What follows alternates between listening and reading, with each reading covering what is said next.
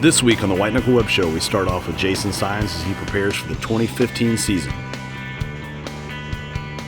Well, today the goal is to just really do a little bit of cleaning up. It's way too early in the season to get too terribly serious about anything other than making, access easy and unintrusive so that whatever big deer we do have here, assuming that there's big deer, aren't completely freaked out by our presence. So the goal today is to cut some access routes, cut some trails, and just make it easy for us to get in and monitor the deer with the covert cameras and the stick and picks. What I'm going to do here is mow this trail along this cornfield here. I think in doing that, what we'll do is create sort of a funnel for the deer to walk out of the marsh, which is behind me over here, and use this lane as a travel corridor between the corn and the marsh. They like to come out down here a little ways. We've got to stand on this corner.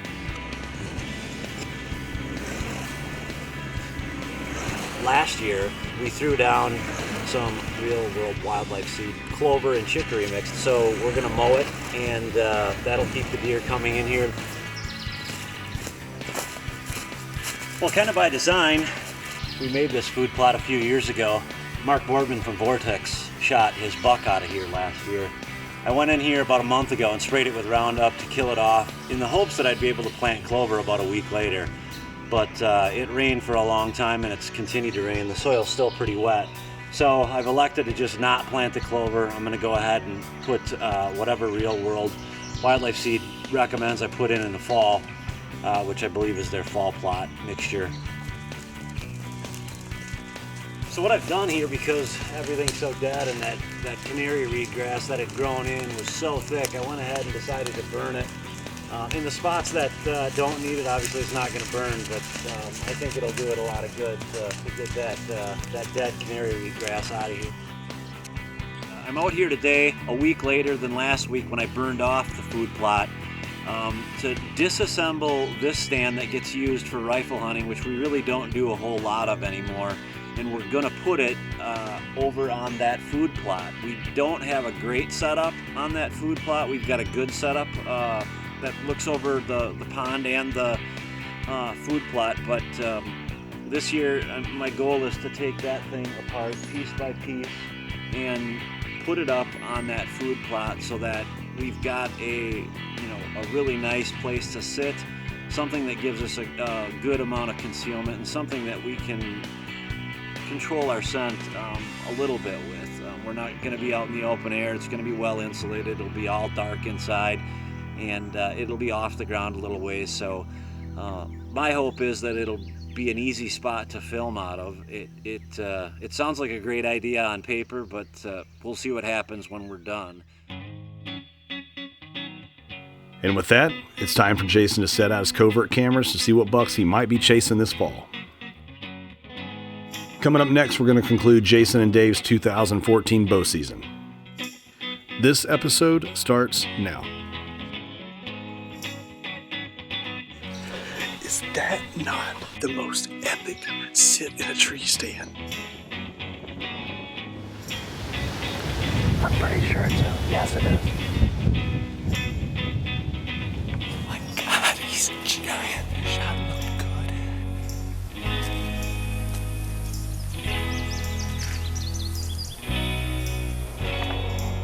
It's all I want every year right there. Look at this thing.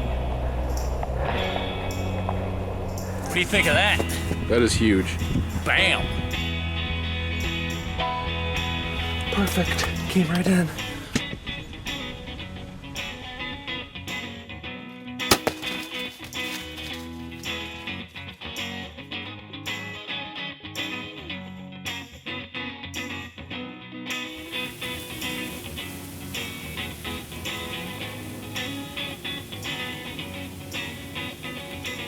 They picked the corn off to the side here yesterday, so this really creates an even more pronounced funnel.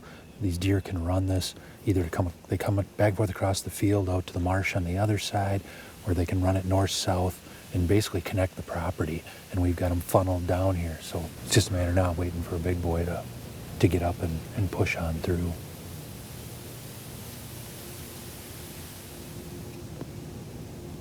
Things have died down. It's now that time to regroup. It's a good sit. We saw a lot of activity early. The stand, it did what we expected it to do. The deer are moving where we thought they would. It's really a success that way. We didn't see a good shooter buck this morning, but we're in the right spot. It's definitely a spot we'll be back to when the wind's right, and hope for better things as we go through the next couple weeks here.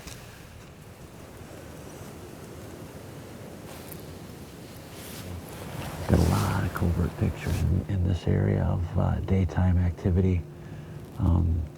Up until yesterday, the bucks, the good bucks are still hitting the scrapes, so I'm seeing a lot of does on trail cameras with their fawns, etc. So it's going to be really cold this week. That's why we snuck in here today, because this may be our only chance to hunt a north wind.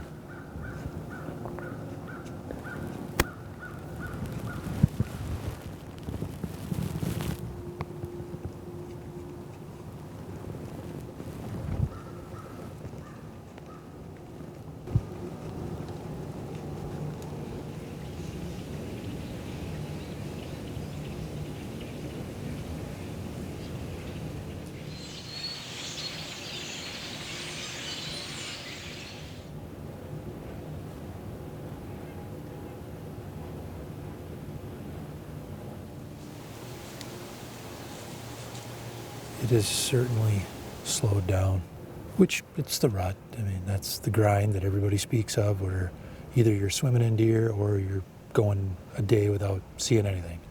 And seemingly no rhyme or reason to any of it.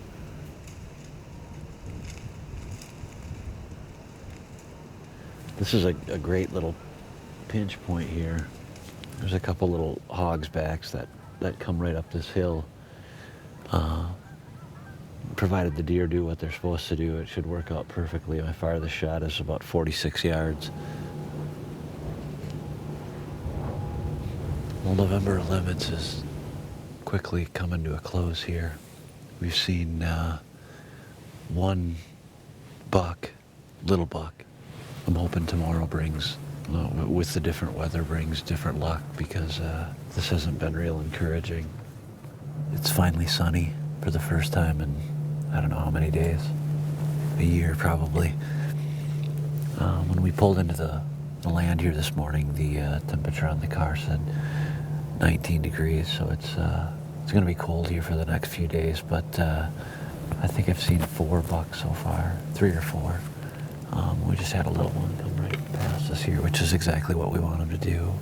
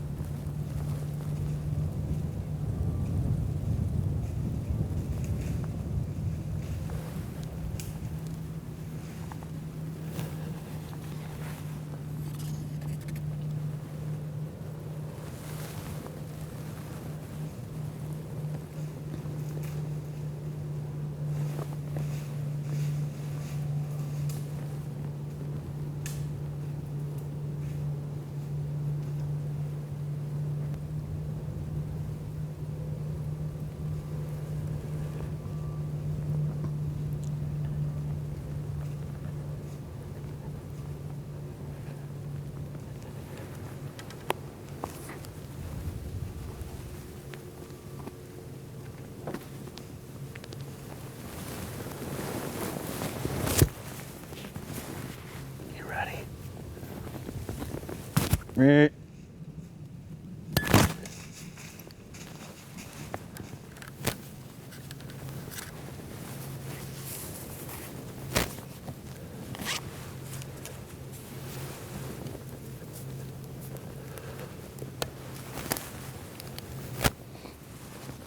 I don't have words right now, man. I completely double clutched my release on the first, freaking 18 yards, broadside perfect. And I had to shoot 2 feet in front of him. So it was a cool encounter, cool show. Definitely doesn't help the psyche to miss like that. You wonder if your bow is off, but that was all me. That was all me. We've been kind of grinding away at this all week, but not much in the way of the kind of bucks I'd really like to get. We're going to go back in this morning, I believe, to what we call our north-south set, where Jason missed that buck the other day. It seems to be the best we have right now in terms of bucks cruising a known doe bedding area. So we'll get back in there. We got a real light west wind, which is perfect for there, and we're going to give that a shot.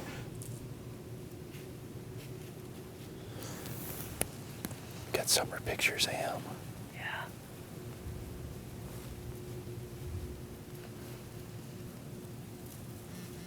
Not gonna lie, the itch to pull the trigger and shoot a buck is pretty strong. And I don't think I want to do that for the sake of doing it.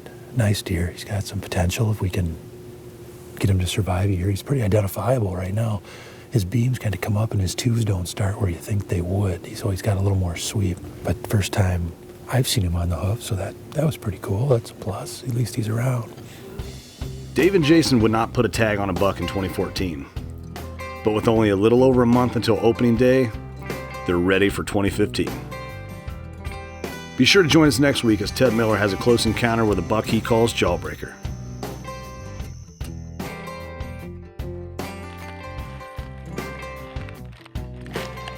Stick and pick we use all the time. My ground mounts, my tree mounts. Started to use them for the second angle cameras. I just can't say enough about the ease and the quality. We run covert cameras, love them. They've really done good for us. But really what makes those a more useful tool is the fact that you've got something like stick and pick where I can put it exactly where I want to put it. There's one commonality with trail cameras. There's never a tree to put a camera on or in or near, and if there is one, it's on a crazy angle, so you spend 20 minutes taking branches and leaves and bark and corn cobs to try to make your cameras level. In 2 seconds, you make an adjustment and your stick and pick is perfectly mounted. It saves you time. I really like the setup that I got going with my trail cameras and with the stick and pick camera stands. I mean, you know, you either put them on a tree or stick them right in the ground, and the deer just seem to get used to them and don't shy from the camera. And it's just unbelievable the footage that you can get in video mode with that setup.